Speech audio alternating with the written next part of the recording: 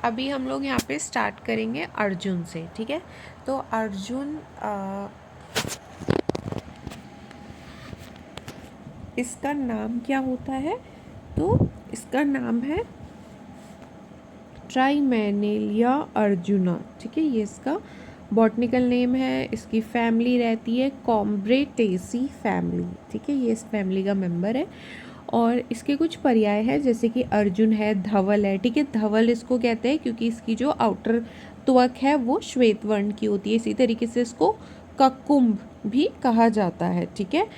और इसके अलावा इंद्रदू है और नदी सर्ज है, ये सब नामों से इसको जाना जाता है। और अर्जुन का पेड़ तो सभी ने देखा होता है, ठीक है। बड़ा इसका पेड़ होता है, 60 से 70 फीट या 80 फीट लंबा जो है इसका पेड़ रहता है। इसका जो कांड है वो सरल, और जो इसका लेयर है, ठीक है, बाहर से जो स्किन दिखता है इसका, तो वह कांड जिसको कहते हैं वो सफ़ेद होता है, चिकना, और भीतर से कोमल होता है। इसके अलावा इसका जो पत्ते होते हैं वो अमरूद के पत्तों के जैसे इसके होते हैं, और इस पे सफ़ेद या पीले रंग के पुष्प निकलते हैं, चारों ओर लगे रहते हैं। इसका जो फल है वो कमरक के सदृश होता है। हम सभी ने अर्जुन का पेड़ तो देखा ही होता है, ठीक है। ये मेनली जो है ग्रीष्म ऋतु, और ग्रीष्म में इसके पुष्प आते हैं, शीत ऋतु में ये फल पक जाते हैं। ये जो है हिमालय में पाया जाता है, बंगाल, बिहार, मध्य प्रदेश, ऑलमोस्ट सभी जगह ये वैसे पाया जाता है, ठीक है। रासायनिक संगठन की बात करें तो इसमें कैल्शियम कार्बोनेट है, ठीक है, और कुछ इसमें टैनिन्स भी मौजूद रहता है, ठीक है। इसके अलावा एल्यूमिनियम है, मैग्नीशियम है, और इस तरीके की चीज़ें भी इसमें मौजूद रहती हैं। इसके गुणों की बात करें तो गुण इसका होता है लघु और रूक्ष, रस होता है इसका कषाय, विपाक इसका कटु, वीर्य इसका शीत, और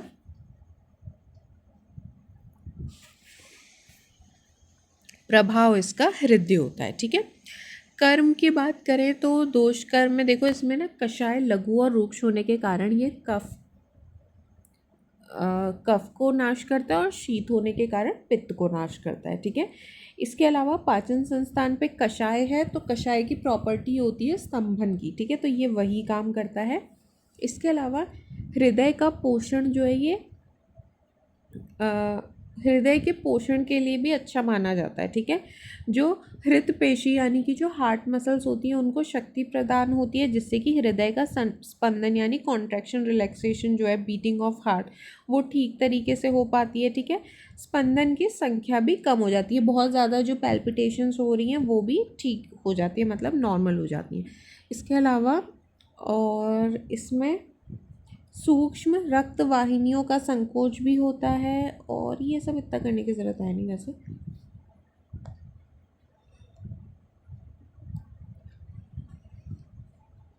इससे रक्त वाहिनियों के द्वारा होने वाले रस का स्राव भी कम हो जाता है, और ये शोथ को भी दूर करते हैं। श्वसन संस्थान पे बात करें तो कषाय होने से कफ का नाश करती है। मूत्रव्यय पे बात करेंगे तो कषाय है तो क्या करेगी, मूत्र का संग्रहण करेगी, मतलब ज़्यादा यूरिन निकलने नहीं देगी। इसके अलावा प्रजनन संस्थान पे अगेन वहाँ पे भी स्तंभन का रोकने का ही काम करेगी, क्योंकि कषाय मेनली डोमिनेंट होता है इसमें। त्वचा जो है, जितने भी स्किन डिजीजेज हैं उनके लिए यूज़फुल है, ज्वरग्नि ये होती है। अब इसके प्रयोग की बात करें तो इसमें कफ पित्त जन्य ये रोगों में मेनली यूज़ किया जाता है। और इसके अलावा ये क्या होता है, जो व्रण होते हैं, ठीक है, रक्त स्राव रोकने के लिए तथा व्रणों में इसका स्वरस या चूर्ण का प्रयोग किया जाता है। पाचन संस्थान में स्तंभक है, रक्त को रोकने वाला है, तो जैसे रक्तज अतिसार है, रक्तार्श है, इन सब में यूज़ होगा। हृदय होने से क्या है, हृदय रोग, रक्त विकार और रक्तपित्त में सेवन इसका होता है। इसके अलावा शोथ रोग में भी इसका प्रयोग किया जाता है। श्वसन संस्थान की बात करें तो कास, रक्त पित्त में यूज़ होता है, क्योंकि कषाय स्तंभन करता है तो रक्त का स्राव जो है उसको रोकेगा। इसके अलावा मूत्र संस्थान में जैसे प्रमेय है, ये क्या कर रहा था, मूत्र का संग्रहण कर रहा था, यानी कि ज़्यादा यूरिन निकलने नहीं दे रहा था। तो जैसे प्रमेय है तो वहाँ पे क्या होता है, बहुत ज़्यादा यूरिन निकलता है पेशेंट का, ठीक है। पॉलीयूरिया रहता है, तो ये वहाँ पे भी यूज़फुल है, ठीक है, प्रमेय के केस में। इसी तरीके से प्रजनन की बात करेंगे तो अर्जुन की जो छाल होती है, श्वेत चंदन, इनका जो स्वाद है साथ में आप शुक्रमेह में प्रयोग कर सकते हैं। रक्त प्रदर, ठीक है, या फिर श्वेत प्रदर। श्वेत प्रदर इज वाइट डिस्चार्ज, रक्त प्रदर इज एबनॉर्मल ब्लीडिंग, ठीक है, ये इस सब में यूज़ होता है। एबनॉर्मल मेंस्ट्रुअल ब्लीडिंग आप समझ सकते हैं रक्त प्रदर को। त्वचा में सारी स्किन डिजीजेज में यूज़ हो रहा है, तो कंडू आदि जो भी चर्म रोग है वहाँ यूज़ होगा। और इसके अलावा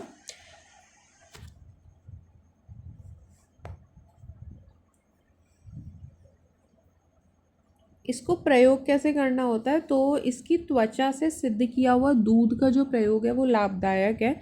इसके अलावा इसका स्वरस, क्वाद, घृत, चूर्ण, इन सब का भी प्रयोग होता है। क्षीरपाक, अर्जुन क्षीरपाक भी यूज़ होता है, ठीक है, रुक्षता को दूर करता है और दुग्ध कफकारित्व कम करता है। और इस तो मेन जो पार्ट यूज़ हो रहा है वो त्वक हो रहा है।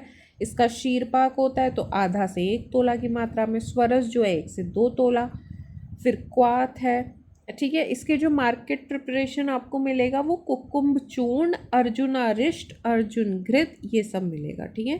तो ये सारे पॉइंट्स इसके बारे में ध्यान रखने हैं। नेक्स्ट जो प्लांट हमने पढ़ना है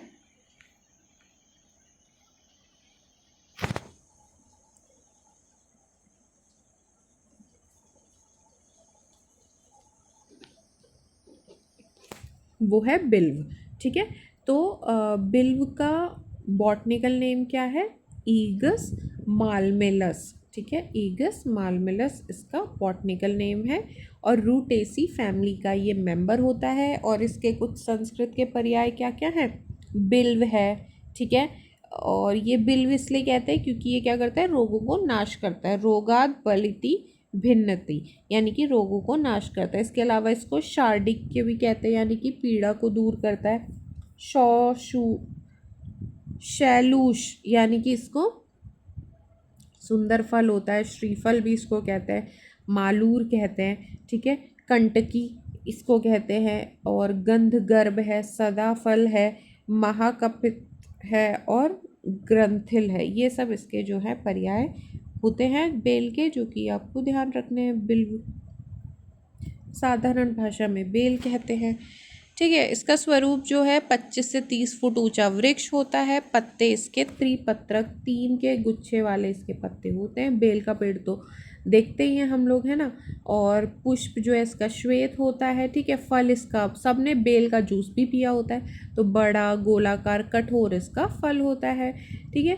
जाति जो है ये वन्य और ग्राम्य 2 प्रकार का ये पाया जाता है।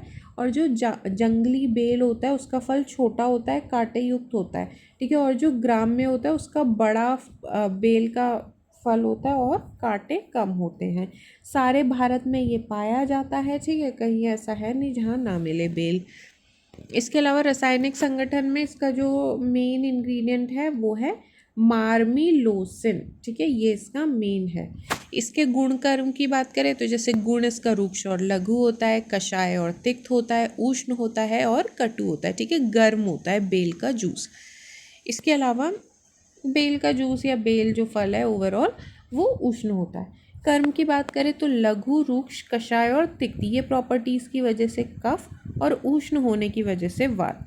तो जितनी भी कफ वातज डिजीज़ है वहाँ सभी जगह ये बढ़िया काम करने वाला है। जैसे कि विंटर्स का टाइम है ना, तो वहाँ पे सही रहेगा ये, क्योंकि ये कफ और वात दोनों को नाश कर रहा है, ठीक है। इसके अलावा जो इसका पत्ता है वो शोथर होता है, वेदना स्थापक होता है, ठीक है। इसके अलावा पाचन संस्थान पे बात करें तो जो कच्चा फल होता है वो दीपन, पाचन और ग्राही करता है। जो पका हुआ फल होता है, ये ना 2 इसकी अलग प्रॉपर्टीज़ हैं, तो दोनों आपने ध्यान रखना है। कच्चा फल अलग काम करता है, पका हुआ फल अलग। तो कच्चा फल दीपन, पाचन, ग्राही है।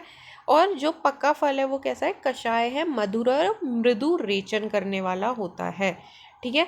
और अधिक मात्रा में ले लेंगे तो विष्टम्भ कर देगा। ये सारे पॉइंट्स ध्यान रखने हैं।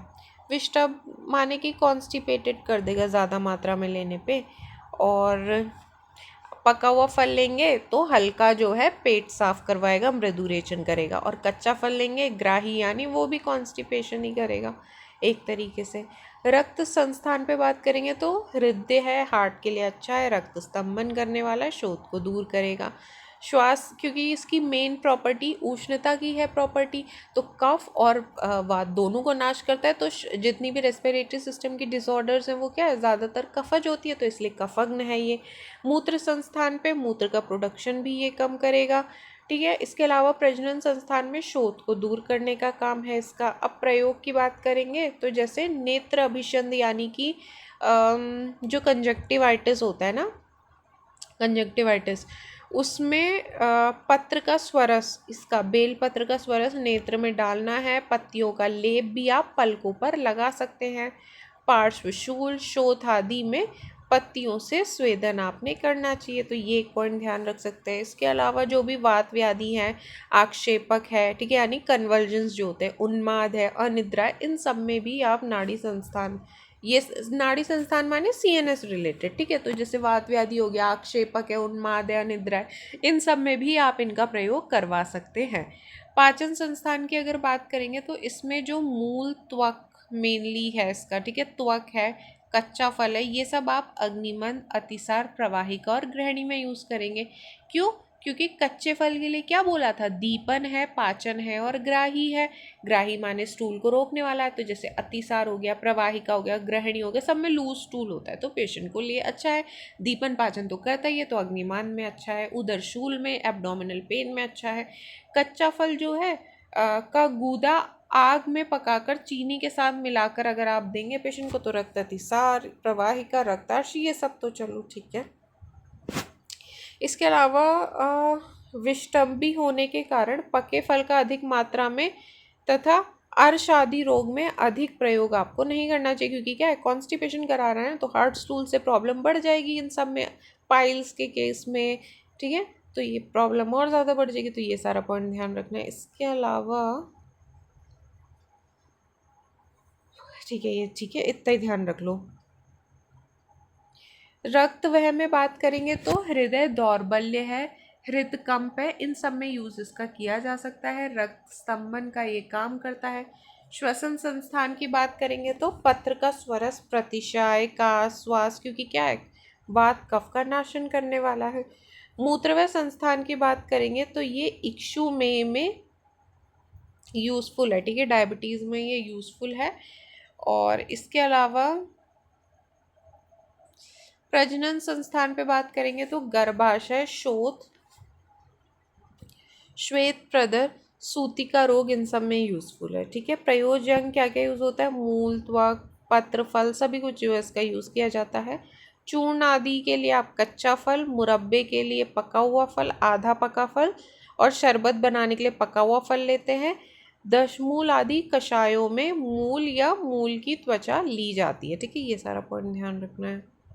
इसके अलावा मात्रा चूर्ण की अगर आपने लेनी है 3 से 6 माशा, स्वरस लेना 1 से 2 तोला, पानक जो है 2 से 4 तोला, ठीक है। इसका मार्केट प्रिपरेशन क्या क्या मिलता है, बिल्व पंचक्वात, बिल्वादी चूर्ण, बिल्वादी घृत, बिल्वादी तेल, बिल्व मूलादि गुटिका। सबसे बढ़िया जो इसका प्रयोग है ना, जो लूज स्टूल के पेशेंट्स होते हैं उसको बिल्वादी चूर्ण है, या फिर बिलवादी का ना वो भी आता है, अवले टाइप में भी ये आता है, तो वो दे देंगे ना, तो कॉन्स्टिपेशन वाले में काफ़ी अच्छा इसका, सॉरी नॉट कॉन्स्टिपेशन, जो लूज स्टूल है, स्पेशली गृहिणी के जो पेशेंट्स होते हैं ना, इरिटेबल बाउल सिंड्रोम, वहाँ पे बढ़िया काम ये करता है, ठीक है।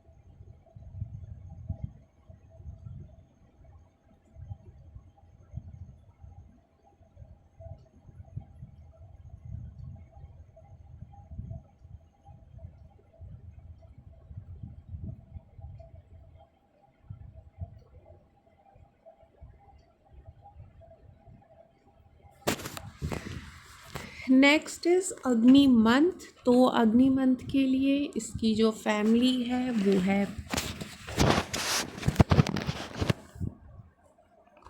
वर्बिनेसी फैमिली, और इसका जो नाम है वो है कैरोडेडियन फॉल्मिडस। ठीक है, ये इसका नाम है। और इसके संस्कृत में पर्याय क्या होते हैं? अग्निमंथ, क्योंकि इसकी लकड़ियाँ जो है आपस में रगड़ने पर आग जल जाती है। जय इसको कहते हैं क्योंकि रोगों को ये जीतने वाला होता है। श्रीपर्ण इसको कहते हैं, सुंदर पत्तों वाला ये होता है। और इसके अलावा गणिकारिका नाम से भी इसको जाना जाता है। और इसके अलावा वातग्नि इसकी प्रॉपर्टी है, और ये सब इसके पर्याय हैं। ठीक है, स्वरूप की अगर बात करेंगे तो 25 से 30 फुट ऊंचा ये होता है, और धूसर वर्ण का इसका कांड त्वक होता है, यानी कि जो स्किन है इसका वो कैसा धूसर वर्ण का रहता है। इसके अलावा इसके पत्ते जो हैं डिम्बाकृति नुकीले होते हैं। पुष्प इसके श्वेत गुच्छीले और सुगंधित होते हैं। फल इसके छोटे करौंदे के समान होते हैं। ठीक है, ये सब इसके बारे में कुछ बताया हुआ है। वसंत ऋतु में इसमें पुष्प आते हैं, ये सब इसके बारे में है। जाति दो होती है, एक अग्निमंथ होती है, एक तरकारी होती है। तो अग्निमंथ जो है बड़ी होती है ये, और इसका वर्णन ऊपर किया गया है। जो तरकारी है वो क्या है? हिंदी में टेकार या छोटी आरणी इसको कहते हैं।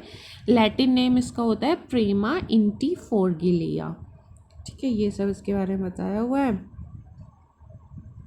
उत्पत्ति स्थान जो है गंगा के मैदान, उत्तर प्रदेश, बिहार, उड़ीसा आदि में ये पाया जाता है। गुणों की बात करें तो रूक्ष, लघु, रस इसके तिक्त, कटु, कषाय, मधुर होते हैं। वीर्य इसका उष्ण है, विपाक इसका कटु रहता है। कर्म जो है उष्ण वीर्य होता है, तो वात कफ शामक है एक, तो ये ठीक है, ये प्रॉपर्टी है। प्लस ये क्या है कि नाड़ियों के लिए शामक है, वेदना स्थापक है, और दीपन पाचन अनुलोमन करने वाला है। रक्त व संस्थान पे बात करेंगे तो हृदय उत्तेजक, शोथर और रक्त शोधक होता है। कफग्न है और प्रमेह का नाश करता है, त्वक दोष को दूर करता है। ये सब इसके पॉइंट्स हैं। ठीक है, नेक्स्ट प्रयोग की बात करेंगे तो वात कफजन्य जितनी भी डिजीजेज है वहाँ ऑब्वियसली, क्योंकि उष्ण है। ठीक है, इसके अलावा कहीं शोथ और पीड़ा होने पर इसकी पत्तियों को गर्म करके बांध देते हैं। वात व्याधि में बहुत इसका प्रयोग किया जाता है। अग्निमंथ, आमदोष, विबंध आदि में इसका यूज़ करते हैं। इसके अलावा रक्त विकार, हृदय दौर्बल्य, शोथ में भी यूज़फुल है। काश, श्वास प्रतिशय, ये सभी जगह यूज़ किया जाएगा ऑब्वियसली। ठीक है, फिर ऐसे ही प्रमेय में इसका यूज़ किया जाता है। ठीक है, अब इसका ना प्रयोजन की बात करेंगे तो फल और मूल त्वक इसका है। चूर्ण इसका 5 से 10 रत्ती यूज़ होता है। स्वरस इसका 1 से 2, क्वाथ इसका 4 से 8। ठीक है, इसमें ना ऐसा है कि जो इनकी प्रिपरेशंस है ना, जैसे चूर्ण हो गया, स्वरस, क्वाथ, कितनी कितनी मात्रा है, तो इन जनरल जो आपने रसशास्त्र में याद करके ना कॉमन, वो ये लिख लो, क्योंकि हर किसी के लिए याद कर पाना इज़ नॉट पॉसिबल। ठीक है, इसके योग क्या क्या आते हैं तो कषाय आता है अग्निमंथ का। अग्निमंथ का जो है कल्क आता है, और दशमूला रिष्ट भी आता है। ठीक है, इसके अलावा ठीक है,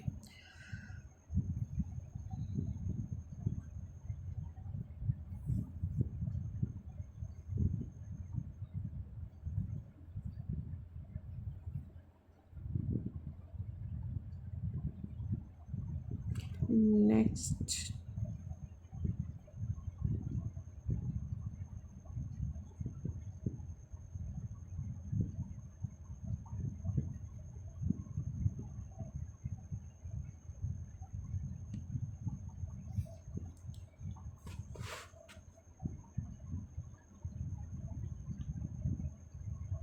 चलो ठीक है, इस लेक्चर के लिए हम लोग ये 3 ही प्लान्स जो है करेंगे। ठीक है, ओके, थैंक यू।